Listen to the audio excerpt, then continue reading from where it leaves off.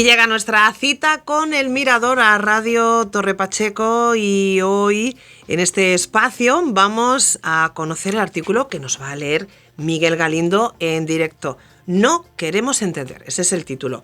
Muy buenos días, Miguel, ¿qué tal? Muy buenos días. ¿Preparado ya con el texto, el artículo? Preparado. Pues, listo ya. Pues ala, Pum, cuando tú fusilado. quieras. Eso es la salida de las carreras, que me gusta más, ¿eh? También. Claro. También. Bien, pues vamos allá. Lo he dicho en varias ocasiones. San Juan es, con gran diferencia, pero con mucha, el evangelista que más profundamente conoce la naturaleza cósmica de Cristo. A años luz de los demás. Sus escritos abarcan un conocimiento muy superior a los mismos hechos escritos por los otros, sin ningún género de dudas.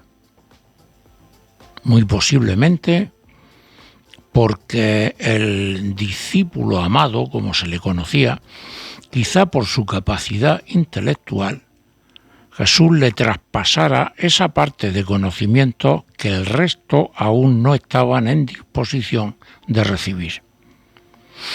No lo sé. Es tan solo una suposición personal. Pero lo cierto es que el Evangelio de San Juan se eleva a otra dimensión de nivel y comprensión superior. Quien me ve a mí, ve al Padre. Yo estoy en el Padre y el Padre está en mí. Yo y el Padre somos uno.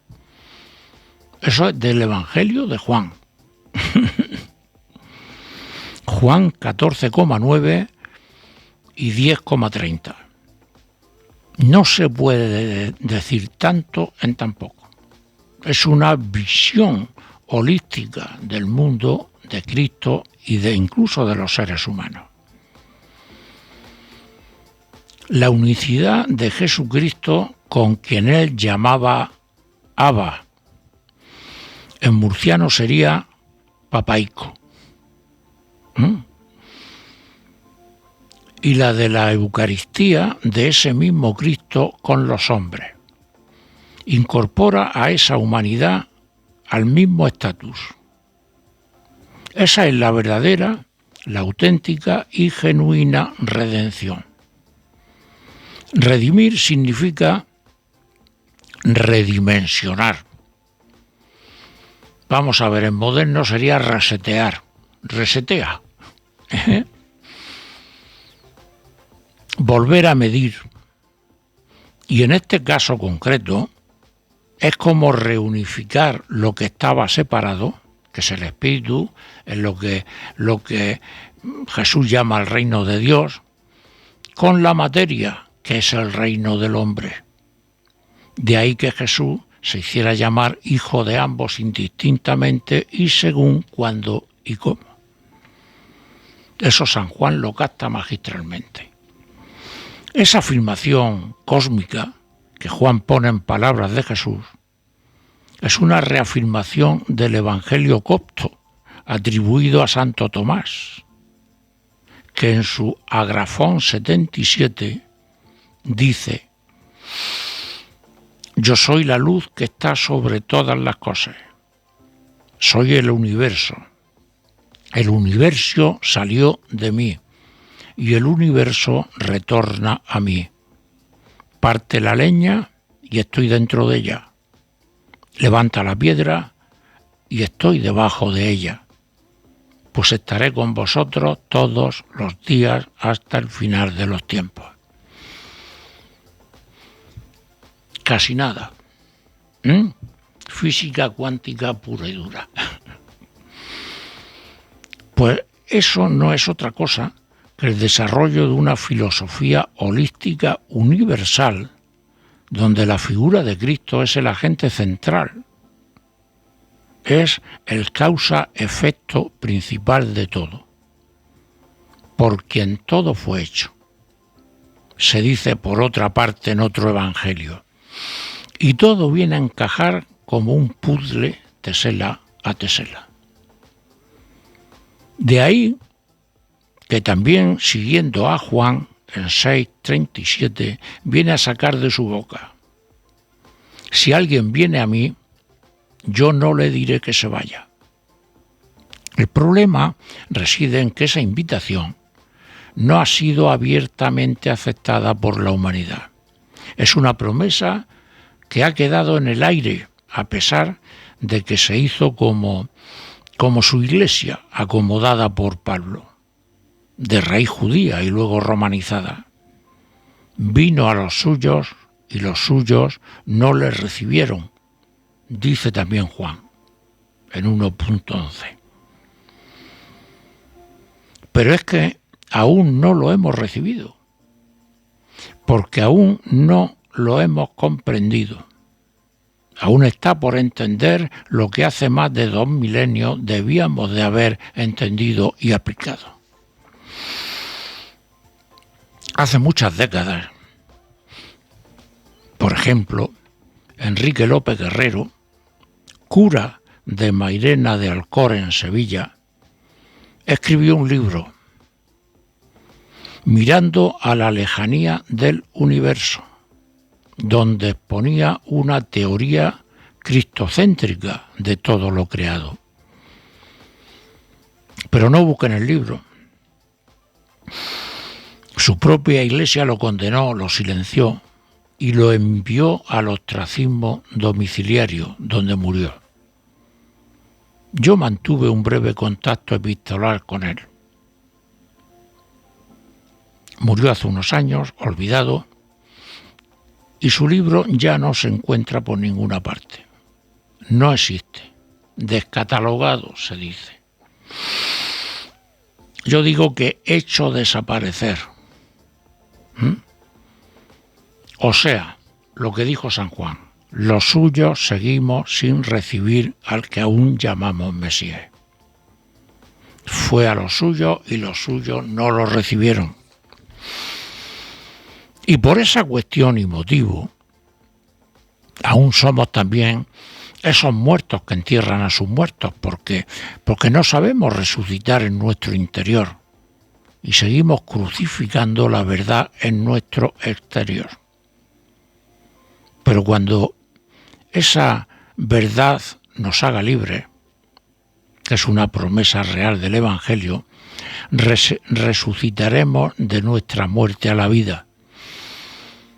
Creo que fue el teólogo Leonardo Boff quien llegó a decir que la auténtica resurrección no se ha producido aún, porque no es aquella que nos cuentan las iglesias, sino que Jesús, el Cristo, donde ha de resucitar es dentro de todos y cada uno de nosotros. Nunca, jamás fuera, ni en templo ni en procesión alguna.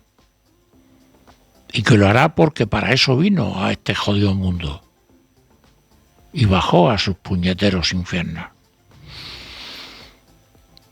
Y en Romanos 8.29 da la casualidad que dice que nosotros participamos en ese envite, que se nos ha invitado a esas bodas. En Romanos dice, no vivimos para morir, morimos para resucitar. O lo que es lo mismo, si nacemos para vivir, morimos para renacer de nuevo hasta que ya resucitemos del todo. En Román Paladino, al que duerme no le queda más que despertar. Despertar de un sueño, yo diría agilimoñado, por no decir otra cosa, de dogmas, ritos y mitos, de santos y procesiones idólatras, de falseadas y manipuladas tradiciones. Y ponernos a montar ya la estructura del verdadero reino de Dios en la tierra. Lo demás es mucho sarmiento que quemar. Y es que la auténtica la genuina religión, religare, es volver a ligar lo material a lo espiritual, pero no, que es lo que de verdad hacemos, ligar lo espiritual a lo material. Está medianamente claro que si todo fue hecho, eso dice el Evangelio, por Jesús, tuvo que ser por algún motivo, algún propósito o fin concreto. Es posible que aún estemos colgados de la brocha, de causas pendientes de los efectos. Puede ser. Había un cura en mi pueblo, de crío, que cuando se sinceraba decía cosas como: yo soy cura porque me hicieron, no porque quise hacerme. Y a lo mejor empiezo a serlo cuando me muera. Lo decía en la sacristía, pesaroso para sí mismo, tras fumarse medio paquete de cigarrillos de una tirada. Igual a nosotros nos han hecho lo que somos y estamos hechos para otra cosa. Pero todo llegará según lo prometido. Ernst Bloch, un filósofo alemán, autor del famoso libro El principio esperanza, dejó escrito que el verdadero Génesis no se encuentra en el principio, sino en el final. Solo entonces Dios verá que todo cuanto ha hecho ha sido bueno. Eso dice. Pues mire usted, va a resultar que es eso, que dice que nosotros damos el invento por acabado cuando apenas ha comenzado. Que empezó pero no terminó, por lo menos aún.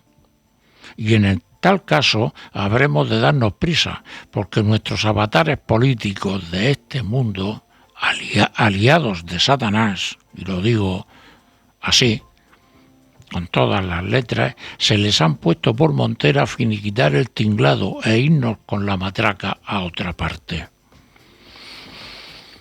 Confío y espero que todos los arcontes del cielo, o lo que sean y donde estén, nos echen una mano, aunque nos despierten a trompetazos, como también San Juan, o a trompadas. Lo digo por lo del Apocalipsis que nos lo adelantó ese mismo San Juan del principio, para que estuviésemos prevenidos en vez de estar dormidos. Bueno, pues hemos escuchado el artículo No queremos entender, que nos ha leído Miguel Galindo en Radio Torre Pacheco. Ahora vamos a conocer los comentarios. El primer comentario es de María. Efectivamente, de los 4 evangelistas reconocidos por la Iglesia, San Juan es el más enigmático de todos. De hecho, fue el que perduró hasta el final, según se cuenta, y el autor del Apocalipsis, ¿no es así? Sí, es el autor del Apocalipsis. Y es el que vivió más que el resto, murió en Patmos, según cuenta la historia, pero fue un autor. Sus evangelios había que leerlo en línea doble, como decía aquel, Eran evangelios un tanto enigmáticos, y es que yo creo que San Juan era agnóstico, porque sabía lo que los otros 3 no tenían ni zorra idea. Comentario de Mondovilio. Ya sabes que la Iglesia solo considera como evangelistas a los 4 canónicos y que los demás los desprecia, pero aún y así San Juan se les coló de rondón porque lo que él dice es muy superior y más profundo que lo aportado por los otros 3. Efectivamente. Quizá, yo qué sé, quizá Nicea en su concilio 325 años después de Cristo, es posible que incluso lo dejara pasar, como diciendo, bueno, vamos a colar a este, que si no lo entendemos nosotros, a ver si alguien lo entiende en algún futuro. Es posible, No digo que no, pero desde luego le da sopas con ondas a sus 3 compañeros. Comentario de Mercé. Aquella maestra que conocimos me decía que había cientos de evangelios y que los que más se acercaban a la verdad eran los gnósticos, pero que estaban perseguidos por la Iglesia. Sí, pero los agnósticos aparecieron en el año 1947, hace 4 días, casi 2000 años después de Jesucristo. Y aparecieron en Nag Hammadi, en Egipto, en unas cuevas, precisamente porque habían sido escondidos por los coptos antiguos, los primitivos cristianos que poblaron el norte de África y que eran perseguidos por los cristianos de Pablo, por los cristianos de Constantino. ¿Por qué? Pues precisamente por sus evangelios, porque sus evangelios eran muchísimo más avanzados y se necesitaban evangelios que se pudieran manipular y decir pues lo que quería la Iglesia decir, no lo que quería Jesús decir. De ahí los agnósticos. Comentario de Leo. Lo que yo aprendí en mis primeros años de seminario, luego lo dejé, es que Cuidado, esto es... Sí, que estudió... Sí. Es que los teólogos aún se preguntan y dudan si el Evangelio de San Juan es mucho más gnóstico que canónico. Sí, lo que yo he dicho. La verdad es que la forma y el contenido así parece indicarlo. Desde luego, yo cuando empecé con todo esto, lógicamente, los primeros y los más a mano que tenía eran los canónicos. Era lo único que la Iglesia dejaba. Y cuando pude conseguirme los agnósticos, pues inmediatamente me recordaron a San Juan. Pero muchísimo, muchísimo.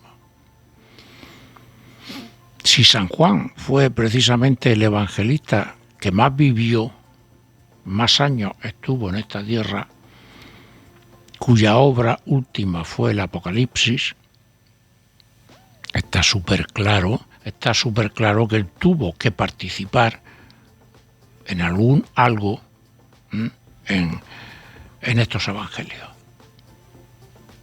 Comentario de Monse. Mondo y tú parecéis tenerlo muy claro.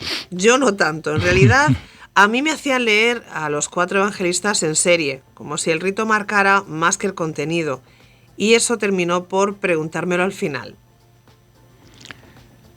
En serie y en serio. Porque entonces eso era machamartillo. Bueno, y lo sigue siendo. ¿Qué es la misa? ¿Qué es la misa? Pues, los evangelios canónicos repetidos hasta la saciedad, y con un condimento alrededor de lecturas evangélicas. Pero es siempre lo mismo, y son los 4 evangelistas. Yo no quiero pensar si algún día alguna iglesia pues dice reconocer los evangelios agnósticos. Vamos, sería una revolución impresionante. Pero vamos, yo creo que eso no va a llegar. No están por la labor, ¿no? Comentario de Joaquín. Yo me tengo por un estudioso de los evangelios y he de reconocerte que tú me has puesto sobre una pista que se me escapaba. Llevas razón. Bien mirado, tiene un paralelismo asombroso con el gnóstico de Tomás. Gracias por hacérmelo ver. De Tomás, incluso de Mateo, un poco. Pero sobre todo de Tomás. Pero ¿sabes quién era Tomás? Una cosa que la Iglesia ha ocultado. Pero sin embargo, se deja caer, por algún evangelio se deja caer como punto de referencia. A Tomás le llamaban el Dídimo. Tomás Dídimo. Dídimo significa el gemelo.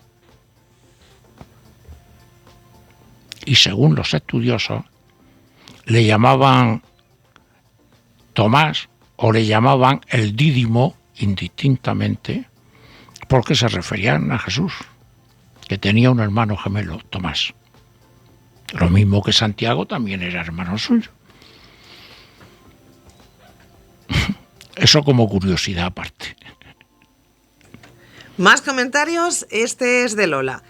Se me ha quedado la boca abierta. Resulta que tú te carteaste con aquel cura de Mairena de Alcor, Enrique López Guerrero. Jesús López Guerrero. Al que condenaron su libro Mirando a la lejanía del universo, una visión cósmica de Cristo, y que murió casi que en prisión domiciliaria. Menuda biografía la tuya, amigo mío.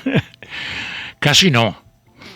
En prisión domiciliaria. Pues vamos, aquello no era, no lo dejaban salir ni a hablar con nadie. Escribió aquello, fueron en los años 60, cuando precisamente más apertura mental había con aquello de los ovnis, de tal, del universo, tal, en fin, la gente estaba muy. Entonces este hombre pues aprovechó para colar su visión de Cristo con respecto a ese mismo universo. Visto en perspectiva, es un calco de lo que dice San Juan. O sea, por quien todo fue hecho. Jesús dice, por quien todo fue hecho. Luego él tiene algo que ver con todo esto que nosotros llamamos mundo. Tiene una responsabilidad que ver. Está directamente relacionado su misión con nuestro mundo. Nuestro mundo está hecho de materia. Ahí participa la física. Luego, estamos hablando de palabras mayores. Esa es la visión que transmitía López Guerrero. Yo conservo un libro, gracias a Dios, y eso es una joya. Esa es la visión que transmitía. Posteriormente, Stephen Hawking, con su Big Bang, de la que ya hemos hablado, le da la razón a este hombre. Pero claro, eso estamos hablando de algo que la Iglesia no lo puede consentir porque se le va toda la tramoya a hacer puñete. En fin. Comentario de Fernando. Citas al teólogo Leonard Boff, contemporáneo de aquel famoso Ernesto Cardenal, ambos líderes de la teología de la liberación. Pero ¿sabes que terminó también siendo arrinconado por la Iglesia Católica? Sí, lo sé, claro que sí. Mira, yo a Leonardo Boff no lo conocí, bueno, así sus libros, sus escritos, pero a Cardenal sí. A Ernesto Cardenal sí lo conocí. Una sola vez, un solo contacto, pero bueno, lo conocí. Vamos. Y claro, también fueron condenados. Cardenal estuvo suspendido por la Iglesia hasta que se murió. Exactamente por lo mismo, porque tenía una visión universal de Cristo. Y fue suspendido por la Iglesia. La famosa teología de la liberación no se podía dar en una iglesia que habla de liberación, pero que mantiene a sus 2.400 millones de creyentes esclavizados a los 2 meses. Es que manda narices. Y claro, los que decían otra cosa y acusaban esa cuestión, pues inmediatamente eran apartados y fuera, y a tomar por saco.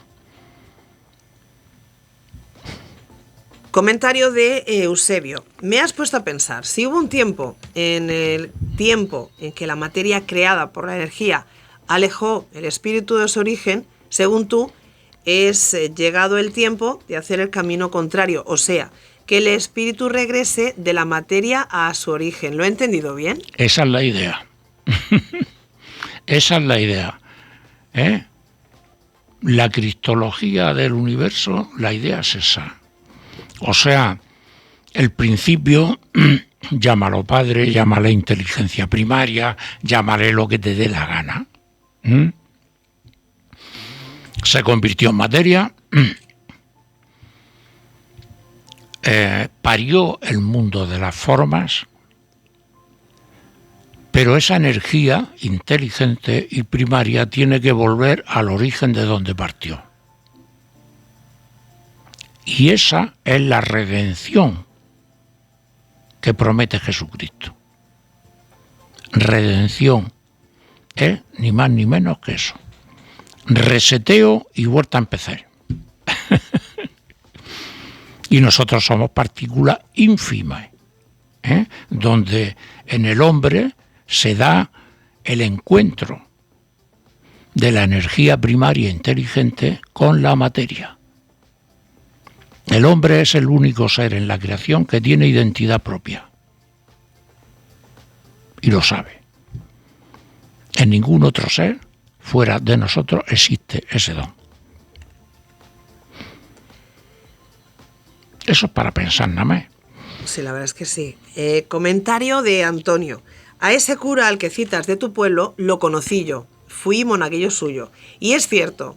Me contaba que en aquella época de guerra civil muchos entraban al seminario para poder comer y muchísimo. Buscarse un futuro. Lo que hoy se llama una profesión con salida. Entonces, hoy no, porque un cura, pues bueno, cobra lo que cobra el pobre, pero desde luego, en fin, no nos vamos a meter en eso, pero entonces no. Entonces, cuidado, entonces el cura mandaba, Vamos, el cura, el alcalde y el boticario y el jefe local del movimiento, esos eran los caciques del pueblo. Y eso en reunión era lo que decían ellos. El cura mandaba, pero un rato largo. Tenía poder en las manos. Entonces, claro, la gente que no le podía dar estudio a sus hijos, pues lo metían en el seminario, porque por lo menos comían y sobrevivían. Y había muchos curas, que eran curas pues porque sus padres lo habían metido en el seminario para que espumara y le enseñaran cultura y se buscara un oficio muy bien retribuido y muy bien visto. Pero había muchos curas que lo confesaban. Comentario de Eva. Hacía algún tiempo que no habías publicado uno de esta temática. Te animo a que lo hagas más a menudo. Son de cierta trascendencia, toda vez que actualizas el sentido de lo que es importante y ha dejado de serlo para ser una vulgar costumbre, un ritual. Pues es que ahora mismo, si ponemos la palabra religión, vale, ¿en qué piensa la mayoría de la gente?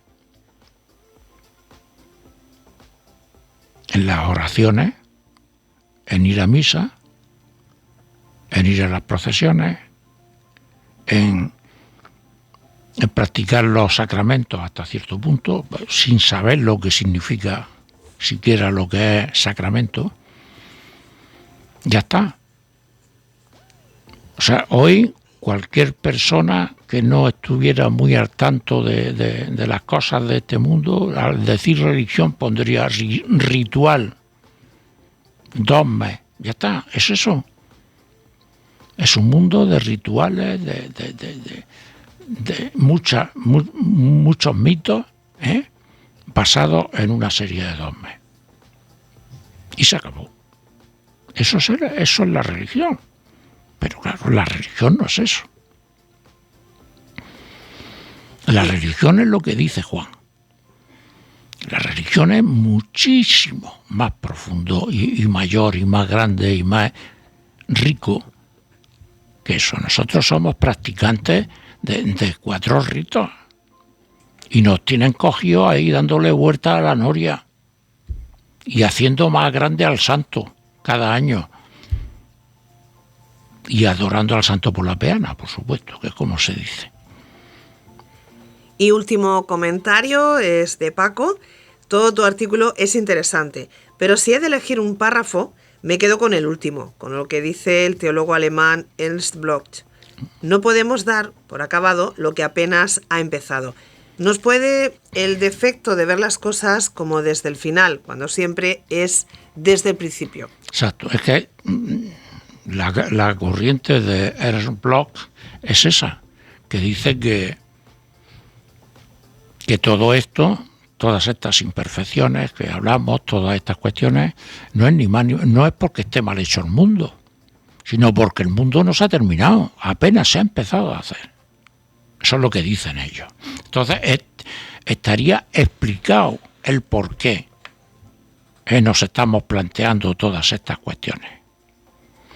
Y el por qué, pues eso que dicen que, ¿por qué Dios permite esto? Y todas esas burradas. Porque todavía no hemos iniciado el camino de profundizar en esa verdad. Estamos todavía en las hojas, en el perifollo, como suele decirse. Bueno, pues